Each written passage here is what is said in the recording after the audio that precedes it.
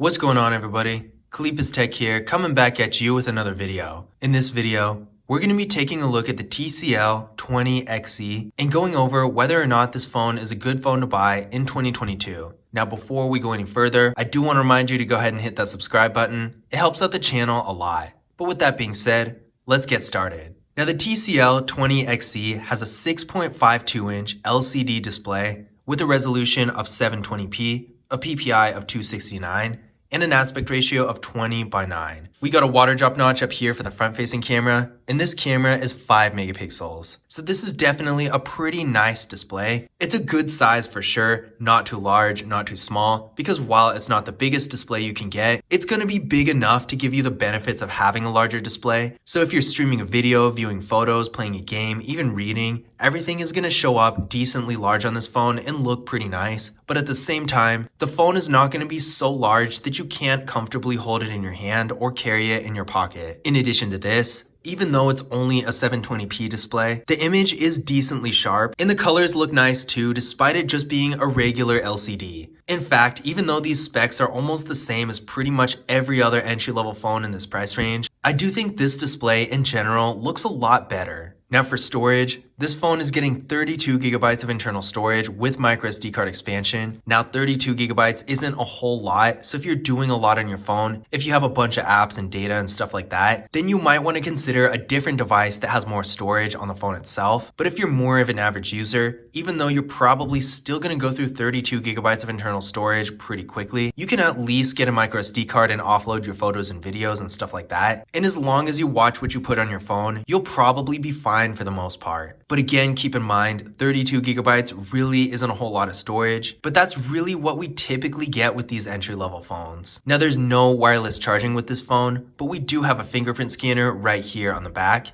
and face unlock as well. It's nice to see both options here because not every phone has both, especially when it comes to entry-level phones. There are, of course, the oddballs like the iPhone 13, for example, that has face unlock but not a fingerprint scanner, but that's more or less a unique case. Usually the phones that don't have both end up being these lower end phones. But luckily with the TCL 20XE, we are getting both a fingerprint scanner and face unlock, so it gives you some flexibility in the way you're able to unlock your phone. So with that being said, we're going to go ahead and give the fingerprint scanner a try and see how well it works.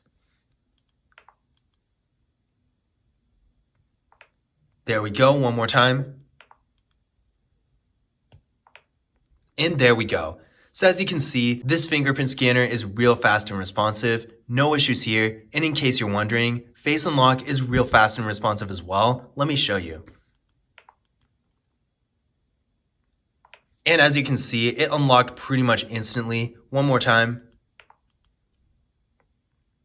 And there we go. So both the fingerprint scanner and face unlock work really well on this phone, far beyond my expectations for an entry-level phone. So if security features like this are important to you, definitely keep this in mind. This phone is great for that. Now taking a look at the rear camera setup here, we do have a triple camera with a 13 megapixel main camera, a 2 megapixel depth sensing camera for portrait mode, and a 2 megapixel macro camera. So not a bad setup at all. I do wish this phone had an ultra-wide camera, maybe even an ultra-wide camera instead of a macro camera. But besides that, everything is pretty good. To give you an idea of what this camera can do, this is a photo taken with the main camera. I do think for what it is, this photo is pretty high quality. The colors look really nice. The details are sharp. I really have no complaints here. So if you're looking to get some nice photos that you're going to keep, this phone will definitely get the job done. Now, is this at the level of a $1,000 flagship phone? No, it's really not.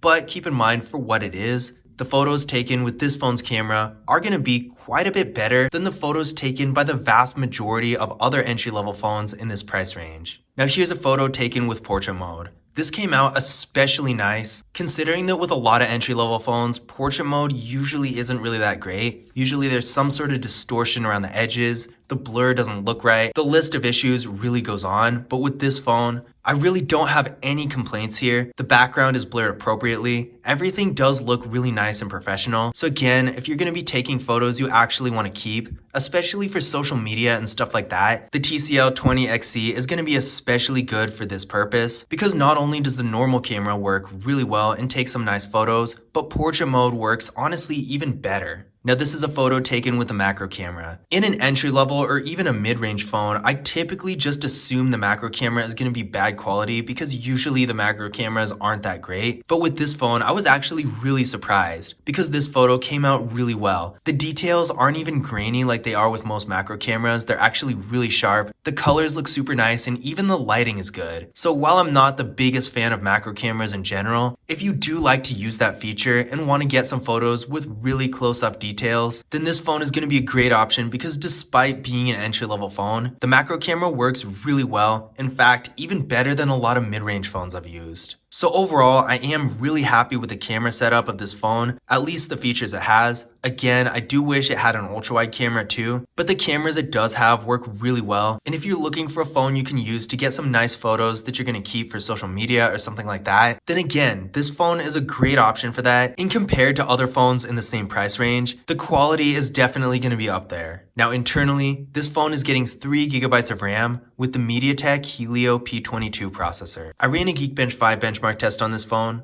and it came back with a single core score of 152 and a multi-core score of 862. Now by itself, this doesn't really mean a whole lot without something to compare it to, so I do recommend running this test on your current device and comparing it to these numbers to see whether or not this phone would be an upgrade. But I can tell you from experience, I've had no performance issues with this phone and everything has been running really smoothly. Now, if you're going to be on your phone a lot and you're doing more high-end activities like gaming and video editing, then you might want to consider a different device with a stronger processor, because even though normal activities run pretty smoothly on this phone, if you're constantly using it really heavily, especially with more demanding activities, you're probably going to see it struggle a little bit because that's really not what this phone is made for.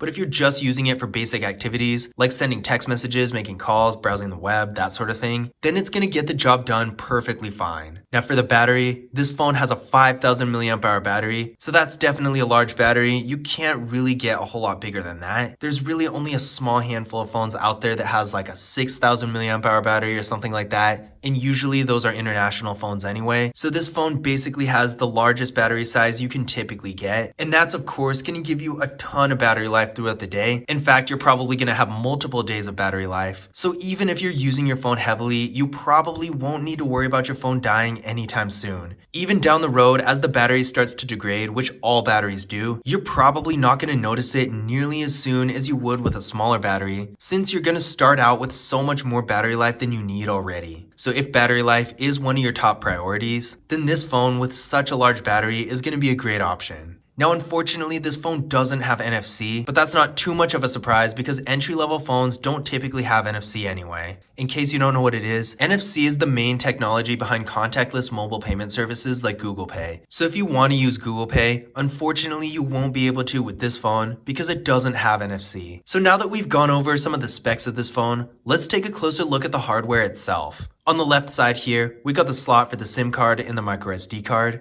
On the bottom, we got the microphone, the USB-C port, and the speaker. On the right, we got our power key, volume down, volume up. On the top, we got our noise-canceling microphone, and a 3.5mm headphone jack. On the back, we got our camera setup, our flash, and the fingerprint scanner right here.